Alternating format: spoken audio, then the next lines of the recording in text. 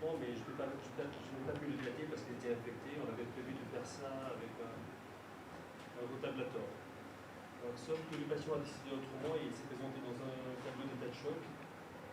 Donc il allait faire de la dilatation en urgence et finalement je l'ai dilaté sur le tronc, bifurcation en tronc. La première stade sur le bien moyen, la deuxième stade sur le tronc EVA et la troisième stade 3 et 20 sur la circonflexe en provisionneuse scintille. Donc c'était au mois de décembre 2020. Donc en septembre 2021, il récidive à son coronavirus des causes de séance de dialyse. Et comme prévu, lésion de la cilique sostiale, une sténose intrastable au niveau de la cilique sostiale et une sténose au niveau des vies proximales.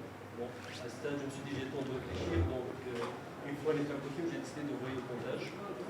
J'ai eu un double pontage, une mammaire gauche sur les VA et une mammaire droite sur la marginale, avec une procédure qui était assez simple et des suites qui sont simples. J'ai essayé de 45 minutes et un plomblage de 36 minutes. Donc je me suis dit que bon, on a fait le bon choix et on va être tranquille pendant tout le monde. Sauf qu'en octobre 2022, il récidive un syndrome coronaire en troponie positif. Donc je refais la cour. Donc au niveau de, bien évidemment, il y a une rostinose au niveau de la cilique sostiale, lésion qui était présente, il y a une rostinose au niveau des vies proximales, et dégénérescence du pont mammaire droit sur la marginale. Et un aspect qui est un peu bizarre au niveau du pont mammaire gauche sur les VA. Je laisse regarder l'image. Bon, je me suis dit si on s'est planté au niveau de pont myocardique ou. Bon, comme il a souffert sur le territoire de la CX, j'ai décidé de dilater la CX, de laisser les VA au traitement médical.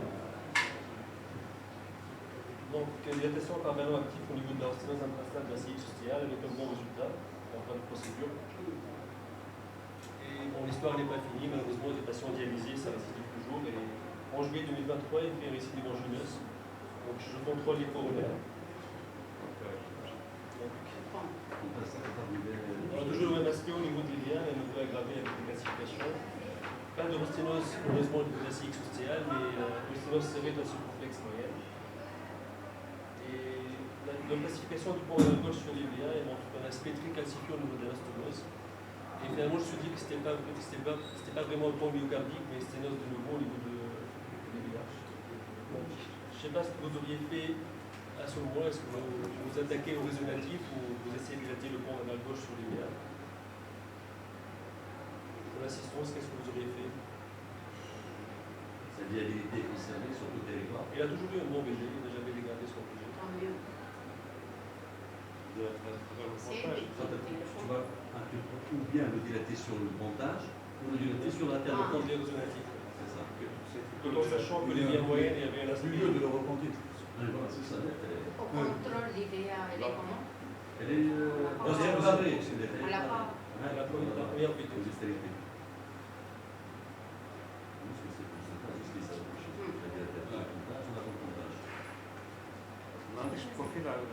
On dirait la même image.